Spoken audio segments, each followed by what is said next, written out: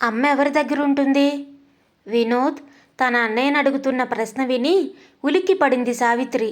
అటువంటి సన్నివేశం ఎన్నో కథల్లో చదివింది, ఎన్నో సినిమాల్లో చూసింది. కానీ తన జీవితంలో మాత్రం అటువంటి సన్నివేశం రాకూడదని, భర్త కంటే ముందే పునిస్త్రీగా వెళ్ళిపోవాలని అందరు దేవుళ్ళని కోరుకుంది. అయితే తన ప్రార్థన ఫలించలేదు. భర్త గుండెపోటుతో తనకంటే ముందుగా భగవంతుణ్ణి చేరుకున్నాడు. అమ్మ మనిద్దరి దగ్గర ఉంటుంది. అలా అని ఏడాదికి 6 నెలలంటూ మనం పంచుకోవాల్సిన అవసరం లేదు. ఆమెకి ఇష్టమైనన్ని రోజులు ఎవరింట్లో అయినా ఉండొచ్చు అన్నాడు విజయ్. విజయ్ సమాధానం విన్నాక ఆమె మనసు కాస్త స్థిమితపడింది. అయినా తనకెందుకు లేనిపోని భయాలు, అనుమానాలు? తన బిడ్డల గురించి తనకి తెలీదా అనుకుంది. విజయ్ తండ్రి బీరువా తెరిచి అందులో నుంచి బ్యాంకు పాస్బుక్ తీశాడు. తండ్రి పోయిన రోజు నుంచి వైకుంఠ సమారాధన వరకు అయిన ఖర్చులు ఇద్దరూ కలిసి లెక్కలు వేశారు. బ్యాంకులో ఉన్న డబ్బు తాము ఖర్చు పెట్టిన మొత్తం కంటే ఎక్కువగానే ఉండడం చూసి సంతోషించారు. భర్త అకౌంట్లో ఉన్న డబ్బు గురించి తనతో సంప్రదించకుండానే కొడుకులు నిర్ణయాలు తీసుకోవడం సావిత్రిని బాధించింది. అయినా తండ్రి అంతిమయాత్రకి, కార్యాలకి అయ్యే ఖర్చులు ఆ మాత్రం భరించలేరా? ఇద్దరూ మంచి ఉద్యోగాల్లో ఉన్నారు అనుకుంది. తర్వాత ఇంటి ప్రస్తావన వచ్చింది. మేమిద్దరం ఇల్లు కట్టుకున్నాం. అందుకు బ్యాంకు లోన్తో పాటు బయట కూడా అప్పులు చేయాల్సి వచ్చింది. ఈ ఇల్లు అమ్మితే 10 లక్షల దాకా వస్తుంది. మేం చెరో 5 లక్షలు తీసుకుంటాం. ఎటూ నువ్వు మాతోనే ఉంటావు కాబట్టి ఇక ఈ ఇంటి అవసరం ఉండదు అన్నాడు విజయ్ తల్లితో. మీ నాన్నగారు ఎంతో ఇష్టంతో కట్టుకున్న ఇల్లురా ఇది. కేవలం ఇటుకలు సిమెంటుతో కట్టిన ఇల్లు కాదు. ఎంతో శ్రమతో, శ్రద్ధతో, ఆయన కష్టార్జితంతో కట్టిన ఇల్లు. ఈ ఇంట్లో ఎన్నో శుభకార్యాలు జరిగాయి. మీ చదువులు, ఆటలు, మీ భార్యల సీమంతాలు, మీ పిల్లల బారసాలలు అన్నీ ఈ ఇంట్లోనే జరిగాయి. ఎంతోమంది బంధువులు, స్నేహితులు ఈ ఇంటికొచ్చి మన ఆతిథ్యాన్ని స్వీకరించి మనసారా దీవించి వెళ్ళారు. మనకెన్నో తీయని అనుభూతుల్ని, మీ నాన్నగారికి తృప్తిని, ఆనందాన్ని ఇచ్చిన ఈ ఇంటిని అమ్మడం నాకు ఇష్టం లేదురా అంది సావిత్రి. మనిషే పోయాక ఇక ఇల్లెందుకమ్మా? మా ఇళ్ళకి బంధువులు, మిత్రులు వస్తారు. అక్కడ కొత్త అనుభూతులకి స్వాగతం పలుకుదాం. పైగా ఆర్థికంగా మేము ఇబ్బందుల్లో ఉన్నాం. ఇల్లమ్మితే వచ్చే డబ్బులతో మా సమస్యలు తీరితే నాన్న ఆత్మ కూడా సంతోషిస్తుంది అన్నాడు వినోద్. లేదురా, ఆయనకి ఇల్లంటే ప్రాణం. కనీసం నేనున్నంత వరకైనా ఇల్లు అమ్మకండి. కావాలంటే నా నగలన్నీ ఇస్తాను. అవి అమ్ముకొని మీ అప్పులు తీర్చుకోండి. నీ నగలు ఎన్నున్నాయమ్మా? అన్నీ అమ్మినా 50,000 రావు అన్నాడు విజయ్ విసుగ్గా. అమ్మా, ఇంటి డాక్యుమెంట్లు కనబడడం లేదు. బ్యాంకు లాకర్లో పెట్టారా నాన్న? బీరువా వెతుకుతున్న వినోద్ అడిగాడు. లాకర్లో కాదు, నాన్న ఇంటిని బ్యాంకులో తాకట్టు పెట్టారు. నేను ఆ విషయం మర్చిపోయాను. ఇప్పుడు నువ్వు అడిగితే గుర్తుకొచ్చింది. తాకట్టు పెట్టారా? అంత అవసరం ఏమొచ్చింది? కొడుకులిద్దరూ ఒకేసారి అడిగారు. మీ చదువుల కోసం. మా చదువుల కోసమా? మా చదువులు పూర్తయి 5 ఏళ్ళు కావస్తుంది అన్నాడు విజయ్ అసహనంగా. బ్యాంకు లోను వల్ల ఇల్లమ్మితే వచ్చే మొత్తంలో తన వాటా మరింత తగ్గిపోతుందన్న నిజాన్ని జీర్ణించుకోలేకపోతున్నాడు అతను. కావచ్చు, ఆయన రెవెన్యూ డిపార్ట్మెంట్లో పనిచేసినా జీతం తప్ప మరో ఆదాయం ఆశించలేదు. మీకు ఎంట్రన్స్లో మంచి మార్కులు రాకపోతే లక్షలు ఖర్చు పెట్టి ప్రైవేట్ కాలేజీల్లో మిమ్మల్ని ఇంజనీరింగ్ చదివించారు. మరంత డబ్బు ఆయనకి ఎక్కడి నుంచి వచ్చిందనుకున్నారు? మీకు ఉద్యోగాలు వచ్చాక ఆయన అప్పుల గురించి మీరు అడుగుతారని, మీ వంతు సాయం చేస్తారని అనుకున్నాం. కానీ మీకు ఆ ఆలోచన లేకపోయింది. మీ ముందు చేయి చాచడానికి ఆయన ఇష్టపడలేదు. ఆ అప్పు అలాగే నిలిచిపోయింది. అప్పటికి తన పెన్షన్ నుంచి కొంత, పై పోర్షన్ బాడుగు నుంచి కొంత బ్యాంకులోనికి కడుతూనే ఉన్నారు. ఇంకా ఎంత కట్టాలట? విజయ్ అడిగాడు. 5 లక్షలు కట్టాలి. బీరువా నుంచి తీసిన బ్యాంక్ స్టేట్మెంట్ని టీపై మీదకి గిరాటేసి అన్నాడు వినోద్. ఏడిచినట్లే ఉంది. ఈ మాత్రం దానికి ప్రపంచంలో తానొక్కడే ఇల్లు కట్టినట్లు, పిల్లల్ని చదివించినట్లు పోజులు అన్నాడు విజయ్. పిల్లలు భర్తని తేలిక చేసి మాట్లాడుతూ ఉంటే సావిత్రికి ఎంతో బాధేసింది. లోన్ తీసుకున్న ఆయన ఇప్పుడు లేరు కదరా, అయినా ఆ అప్పు మీరు తీర్చాలా అని తన అనుమానం వ్యక్తం చేసింది. ఆయన లేకపోతేనే మేం బతుకున్నాం కదా, ఆయన ఇంటికి ఎలా వారసులమో ఆయన అప్పుకి వారసులమే. అయినా అవన్నీ నీకు చెప్పినా అర్థం కాదు, ఇక మమ్మల్ని వదిలేయ్. 2 చేతులు జోడించి విసుగ్గా అన్నాడు వినోద్. సావిత్రి కళ్ళనీళ్లు పెట్టుకుంది. తను చదువుకోలేదు, ఉద్యోగం చెయ్యలేదు, కానీ చెబితే అర్థం చేసుకోలేందేం కాదు. భర్త ప్రతి విషయం ఎంతో ఓపికతో తనతో చెప్పేవాడు. అర్థం కాకపోతే వివరించేవాడు. వీళ్ళకంత ఓపిక లేదు, అందుకే ఇలా విసుక్కుంటున్నారు. వీళ్ళ కోసం, వీళ్ళ ఆరోగ్యం కోసం తనెన్ని పూజలు చేసింది, ఎన్ని రోజులు ఉపవాసాలుంది, ఎంత ఓపికతో అన్నీ అమర్చిపెట్టింది. అవన్నీ వాళ్ళకిప్పుడు గుర్తులేదు, గుర్తు చేసుకోరు కూడా అనుకుంది. ముఖ్యంగా కోడళ్ల ముందు కొడుకులు తన్నలా విసుక్కోవడం ఆమెని మరింత బాధించింది. కోడళ్ళని కన్న కూతుళ్ళలా చూసుకున్నారు తను భర్త. వాళ్ళు కల్పించుకొని భర్తల్ని వారించకపోవడం తనకు ఆశ్చర్యాన్ని కలిగిస్తుంది. ఆర్థిక అవసరాలు అభిమానాల్ని ఇంతగా చంపేస్తాయా అనుకుంటూ వంటింట్లోకి వెళ్ళిపోయింది. ఉదయం నిద్రలేచిన సావిత్రి గడియారం వంక చూసింది. 7 గంటలు చూపిస్తుంది. అబ్బా, ఇంతసేపు ఎలా నిద్రపోయాను అనుకుంటూ పిల్లల గదిలోకి నడవబోయింది.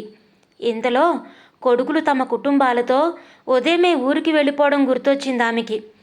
రాత్రంతా ఏడ్చి ఏడ్చి నిద్రపోయేసరికి 12 దాటింది. తెల్లవారుజామునే పిల్లల ప్రయాణం. నిద్రలేమి వల్ల తల పగిలిపోతుంది. కాఫీ గొంతులో పడితే గాని అది తగ్గదు అనుకుంటూ గేటు దగ్గరికి వెళ్ళి పాల బ్యాగులో చెయ్యి పెట్టి చూసింది. అది ఖాళీగా ఉంది. తల్లిని తనతో తీసుకెళ్తున్నానని, మరుసటి రోజు నుంచి పాల ప్యాకెట్ అవసరం లేదని పాలవాడితో విజయ్ ముందు రోజు చెప్పడం గుర్తుకొచ్చింది. ఇంటిపై లోనుందని తెలిసి ఆ నిరుత్సాహంతో నన్ను పిలుచుకొని వెళ్ళడం మర్చిపోయారిద్దరు అనుకుని నవ్వుకుంది. షాప్ నుంచి పాల ప్యాకెట్ తెచ్చుకోవడానికి చిల్లర కోసం ఇల్లంతా వెతికింది. ఎక్కడా చిల్లర కానీ, కరెన్సీ నోట్లు కానీ కనిపించలేదు. తలనొప్పి క్షణక్షణానికి అధికం కాసాగింది. ఏం చేయాలో తెలియక నిస్సహాయంగా నిలబడిపోయిన ఆమెకు ఎదురుగా కొక్కానికి తగిలించి ఉన్న భర్త చొక్కా కనిపించింది. ఆశగా వెళ్ళి జేబులో చెయ్యి పెట్టింది. కొన్ని 10 రూపాయల నోట్లు ఆమె చేతికి తగిలాయి. ఆమెకి ప్రాణం లేచొచ్చింది. నీకు నేనున్నాను అని భర్త తనతో అన్న భావన కలిగింది ఆమెకి. ఎప్పుడూ 100 రూపాయలకి సరిపడా 10 రూపాయల నోట్లు జేబులో ఉంచుకోవడం ఆయనకు అలవాటు. ఆ అలవాటే ఇప్పుడు తన అక్కర తీర్చింది అనుకుంది. కాసేపు భర్త ప్రేమని తలుచుకొని ఏడ్చింది. తర్వాత చెప్పులేసుకొని షాప్కి బయలుదేరబోతుంటే రామయ్య వచ్చాడు. అతను ఆమె భర్త పనిచేసిన ఆఫీసులో అటెండర్. అతని చేతిలోని ఫ్లాస్కు ఆమె చేతికిస్తూ, పిల్లలు ఊళ్ళకి వెళ్ళిపోయారని విన్నాను. వాళ్ళ పనులు వాళ్లకు ఉంటాయిగా మరి. మరో 4 రోజులు మీరు వంట జోలికి పోకండి. కాఫీ, టిఫిన్, భోజనం అన్నీ నేను తెచ్చిస్తాను. మంచి శాకాహార హోటల్ నుంచే తెస్తానులేండి. 10 రోజులుగా మనిషిపోయిన బాధతో, వచ్చేపోయే జనంతో బాగా అలసిపోయి ఉంటారు. 4 రోజులు విశ్రాంతి తీసుకోండి. మళ్ళీ ఎటు మనుషుల్లో పడిపోవాలి తప్పదు అన్నాడు. సావిత్రి కాఫీ 2 కప్పుల్లో పోసి అతనికొకటిచ్చి తనొకటి తీసుకుంది. అమ్మా, నా కూతురు పెళ్ళికి అయ్యగారిని 10,000 అప్పడిగాను. ఆయన తన పిఎఫ్ నుంచి లోన్ తీసుకొని నాకు ఇచ్చారు. ప్రతీ నెల అయ్యగారి జీతం నుంచి ఆ లోనుకయ్యే కట్టింగ్ మొత్తం ఆయనకి నా జీతం నుంచి ఇచ్చేసేవాణ్ణి. ఆయన రిటైర్ అయ్యేలోపు ఆ అప్పు తీర్చేయాలనుకున్నాను కానీ సాధ్యం కాలేదు. ఆయన రిటైర్ అయినప్పుడు ఆ డబ్బుల్ని ఆయనకి ఇవ్వాల్సిన పిఎఫ్ నుంచి పట్టుకున్నారు. నేను ఈ నెల రిటైర్ అవుతున్నాను. నాకు వచ్చే డబ్బుల్లో నుంచి మిగిలిన బాకీ మీకు ఇచ్చేస్తాను. అటువంటి గొప్ప వ్యక్తి అప్పు ఎగ్గొడితే నాకు మంచి జరగదమ్మా. ఆయన దేవుడమ్మా. అటువంటి మనుషుల్ని మళ్ళీ మనం చూడలేం అంటూ రామయ్య ఏడవసాగాడు. సావిత్రి కళ్ళ నిండా నీరు నిండింది. అమ్మా, మీ పెన్షన్ పేపర్లన్నీ నేనే తెచ్చి మీ సంతకం తీసుకుంటాను. ఈ విషయంలో మీకు సహాయం చేయడానికి మా ఆఫీసులో అందరూ సిద్ధంగా ఉన్నారు అని చెప్పి రామయ్య సెలవు తీసుకున్నాడు. ఆమెకు మళ్ళీ భర్త తనతో నేనున్నాను అన్న భావన కలిగింది. రామయ్య వెళ్ళిపోయాక రామయ్య తీసుకున్న అప్పు గురించి ఆయన నాకు చెప్పారు. కానీ 10,000 అప్పు తీసుకున్న రామయ్య అది తీర్చాలని తపన పడుతున్నాడే. మరి 25 ఏళ్ళు పిల్లల్ని పెంచి పెద్ద చేసి చదివించామే. వాళ్ళకి తండ్రి బాధ్యత పంచుకోవాలని కానీ, తల్లి ఒంటరిగా ఉంటుందన్న ఆలోచన కానీ ఎందుకు రావడం లేదు? ఎందుకు పిల్లలు ఇలా మారిపోయారు? పిల్లలు పెద్దవాళ్ళయ్యాక వారికి తల్లిదండ్రులకి మధ్య ఆర్థిక సంబంధాలు తప్ప ఇంకే బంధాలు ఉండవా? ఆయన పిల్లల్ని ఎంతో శ్రద్ధ తీసుకొని పెంచారు. మంచితనం, మానవత్వం, నిజాయితీ, క్రమశిక్షణ లాంటి సుగుణాలని నూరిపోశారు. ఆయన వాటిని పాటించి చూపించారు కూడా. తన తల్లిదండ్రుల్ని చివరి శ్వాస వదిలే వరకు తన వద్దనే ఉంచుకొని చూసుకున్నారు. తన తల్లి చివరి 3 రోజులు మంచం మీదే ఉండిపోతే విసుగు, అసహ్యం లేకుండా అన్ని రకాల సేవలు చేశారు. అవన్నీ పిల్లలు గమనించారు కూడా. మరి ఈరోజు వాళ్ళు తమ తల్లి పట్ల ఎందుకింత నిర్లక్ష్యంగా వ్యవహరిస్తున్నారు అనుకుంది. వెంటనే తన ప్రశ్నకి సమాధానం కూడా దొరికింది ఆమెకు. ఆ కాలంలో టీవీలు, ఫ్రిడ్జులు లేవు. సంపాదించిన డబ్బు కుటుంబం కోసం, పిల్లల చదువుల కోసం ఖర్చు పెట్టేవారు. దుబారా ఖర్చులు చేసేవారు కారు.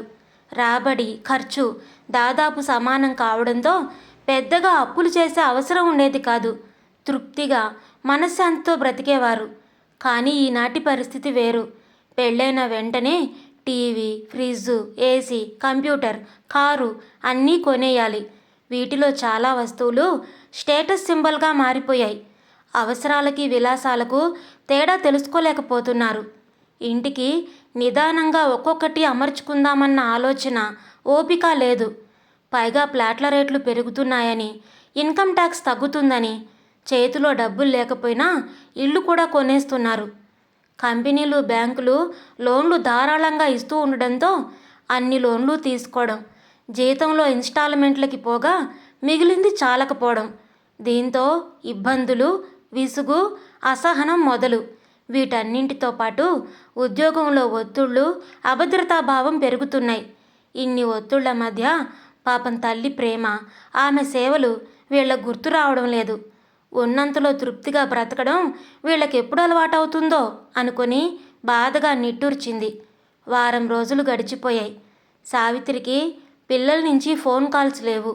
ఫోన్ మోగితే పిల్లల నుంచేమో అని ఆశగా ఫోన్ దగ్గరికి పరిగెడుతుంది. ఓ రోజు తన ఇంట్లోకి అడుగుపెట్టిన కొత్త వ్యక్తిని ఆశ్చర్యంగా చూసింది సావిత్రి. నా పేరు శ్రావణ్, బ్యాంకులో ఫీల్డ్ ఆఫీసర్ని అంటూ తన వివరాలు చెప్పాడతను. రండి కూర్చోండి అంటూ కుర్చీ చూపించింది. రామనాథం గారు, నేను క్లర్క్గా ఉన్నప్పటి నుంచి నాకు తెలుసు. ఆయన ఇల్లు కట్టుకోవడం, పిల్లల చదువుల కోసం, వాళ్ళ పెళ్ళిళ్ళ కోసం ఎన్నోసార్లు లోన్లు తీసుకున్నారు. అయితే ఆయన ఇన్స్టాల్మెంట్ కట్టకపోవడం అన్నది ఇంతవరకు జరగలేదు. మొదటిసారిగా ఆయన మార్టగేజ్లోని ఇన్స్టాల్మెంట్ బాకీ పడింది. నాకు అనుమానం వచ్చి విచారిస్తే ఆయన చనిపోయారని తెలిసింది. మా బ్యాంకు క్రమశిక్షణ కలిగిన ఓ కస్టమర్ని కోల్పోయింది అన్నాడు బాధగా. నాకు ఫ్యామిలీ పెన్షన్ మొన్న శాంక్షన్ అయింది. ఈ నెల పెన్షన్ తీసుకోగానే బ్యాంకుకు వచ్చి కట్టేస్తాను అంది సావిత్రి నొచ్చుకుంటూ. అవసరం లేదమ్మా, ఆయన ఇంటిపై తీసుకున్న లోనుపై దాదాపు 7 లక్షలు బాకీ ఉంది. అయితే చాలా ఏళ్ల క్రిందటే మా బ్యాంకు ప్రవేశపెట్టిన ఇన్సూరెన్స్ స్కీమ్లో మీ వారి లోను కూడా కవర్ అయ్యేందుకు ఆయన చేత సంతకాలు పెట్టించుకొని ప్రీమియం కట్టించుకున్నాం. రామనాథం గారు మరణించారు కనుక ఆ రుణం మొత్తం ఇన్సూరెన్స్ కంపెనీ చెల్లిస్తుంది. మీరు నయా పైసా కూడా కట్టక్కర్లేదు. నేను అప్లికేషన్ మీకు పంపిస్తాను, సంతకాలు చేసి పంపండి. ఉంటానండి. అతను నమస్కారం చేసి వెళ్ళిపోయాడు. సావిత్రి భర్త ఫోటో వైపు చూసింది. రామనాథం నవ్వుతున్నట్లు కనిపించింది ఆమెకి. సావిత్రి కొడుకులకి ఫోన్ చేసి రుణం మాఫీ అయిన విషయం చెప్పి ఇల్లు అమ్మకానికి పెట్టానని, ఎవరైనా వస్తే కబురు చేస్తానని, వచ్చి మాట్లాడుకోమని చెప్పింది.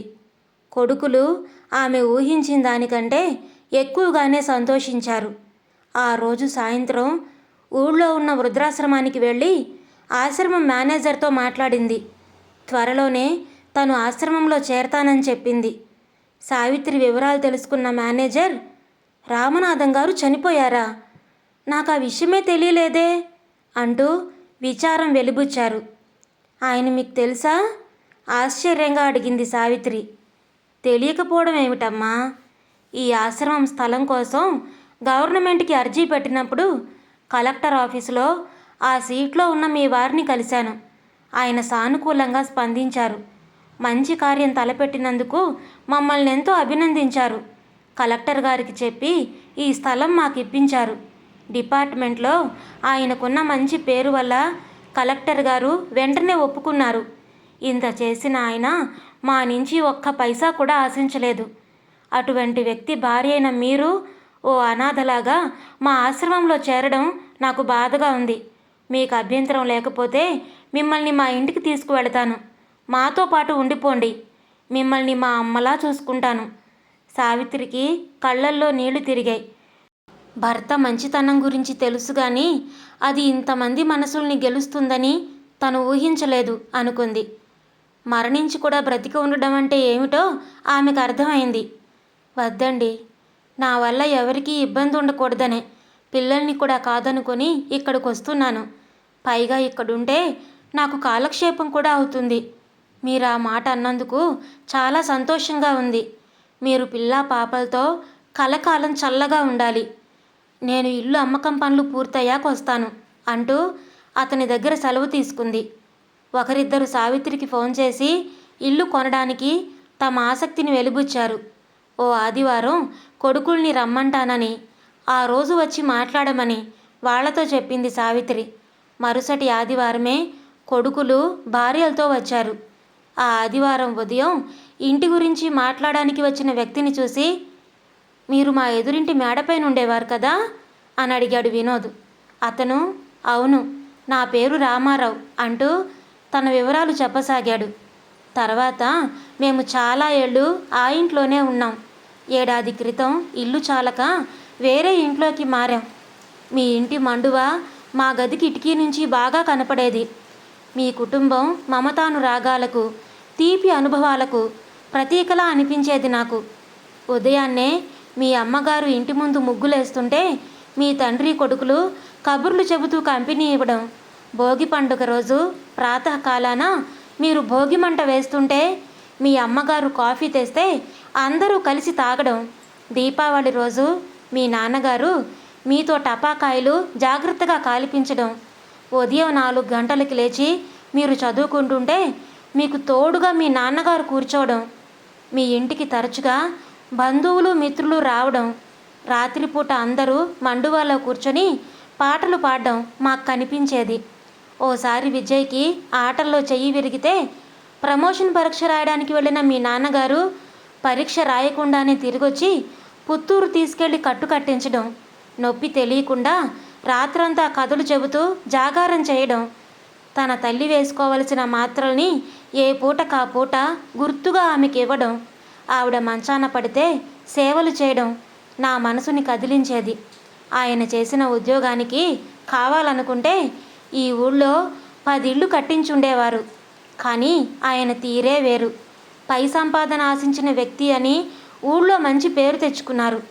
కళ్ళ ముందు నోట్ల కట్టలు కనబడుతున్నా, అవసరాలు ఇబ్బంది పెడుతున్నా చలించక నీతికి కట్టుబడి వాటికి దూరంగా ఉండడం చాలా గొప్ప విషయం.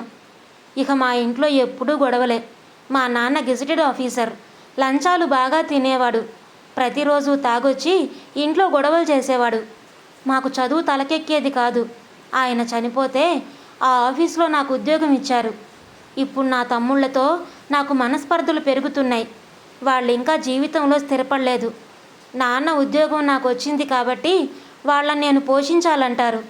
ఈ విషయంలో నాకు నా భార్యకి మధ్య గొడవలు. మనిషికి డబ్బు పుష్కలంగా లేకపోయినా ఉన్నంతలో జీవితాన్ని ఎంత ఆనందంగా అనుభవించవచ్చో మీ నాన్నగారిని చూశాక నాకు తెలిసింది. అందుకే మీ ఇల్లు కొని ఇందులో చేరితే ఆ అదృష్టం మాకు తగిలి మా సమస్యలు తగ్గుతాయని మా ఆశ. చదువుకునే రోజుల నుంచి ఈ ఇల్లు నా డ్రీమ్ హౌస్. ఇటువంటి మనుషుల మధ్య నేను లేనే అని బాధపడేవాడిని. కనీసం ఈ ఇంట్లో నివసించే అవకాశం వస్తే అది నా అదృష్టంగా భావిస్తాను అన్నాడు రామారావు. రామారావు వెళ్ళిపోయాక విజయ్, వినోదులు మౌనంగా కూర్చుండిపోయారు. రామారావు చెప్పిన విషయాలే పదే పదే గుర్తుకు రాసాగాయి. తమ గుండెలో ఎంతో అపురూపంగా దాచుకోవలసిన జ్ఞాపకాల్ని పరాయి వ్యక్తి వచ్చి చెప్తే తప్ప గుర్తు చేసుకోలేకపోయినందుకు సిగ్గుపడ్డారు. వాళ్ళ మనసులో తప్పు చేసిన భావన కలిగింది. పశ్చాత్తాపం మొదలైంది. రాత్రి భోజనాల సమయంలో సావిత్రి కొడుకు కోడళ్లతో వాళ్ళు ఊరు వదిలి వెళ్ళాక జరిగిన విషయాలన్నీ చెప్పింది. రామయ్య బ్యాంకు ఫీల్డ్ ఆఫీసర్, ఆశ్రమం మేనేజర్ అన్న మాటల్ని చెప్పింది. అది విన్న కొడుకుల మనసుల్లో పశ్చాత్తాపం మరింత పెరిగింది. వినోద్కి తండ్రి తమతో తరచుగా చెప్పే quotation, goodness is the only investment which never fails to earn dividends గుర్తొచ్చింది. నిజం నాన్న, మీ మంచితనం డివిడెండ్లను సంపాదించడమే కాదు, ఎంతోమంది హృదయాల్ని కూడా గెలుచుకుంది. మాలాంటి పాపాత్ముల హృదయాలు తప్ప అనుకొని కళ్ళనీళ్ళు పెట్టుకున్నాడు.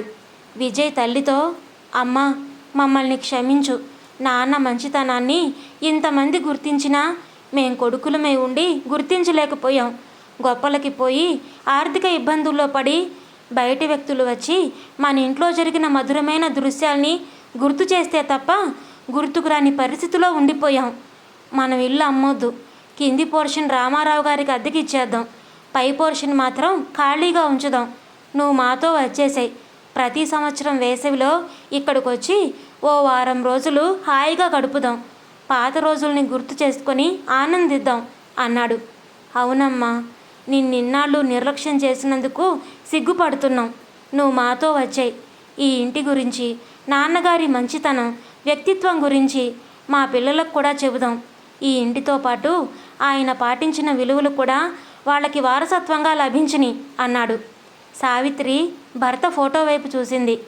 ఆయన ఆనందంతో నవ్వుతున్నట్లు కనిపించింది ఆమెకి. అవును మరి, మానవత్వపు విలువల్ని పిల్లలకి ఆస్తిగా ఇచ్చారాయన. వాళ్ళు వాటిని నింపుకుంటే ఆయన ఆత్మ సంతోషిస్తుంది అనుకుంది తృప్తిగా. ఇదండి ఈరోజు కథ. మీకు నచ్చిందా? నచ్చితే లైక్ చేయండి, అలాగే షేర్ చేయండి. మీ విలువైన అభిప్రాయాలను కామెంట్స్లో తప్పకుండా తెలియచేయండి. మరొక మంచి కథతో మళ్ళీ కలుద్దాం. అప్పటి వరకు ఉంటానండి.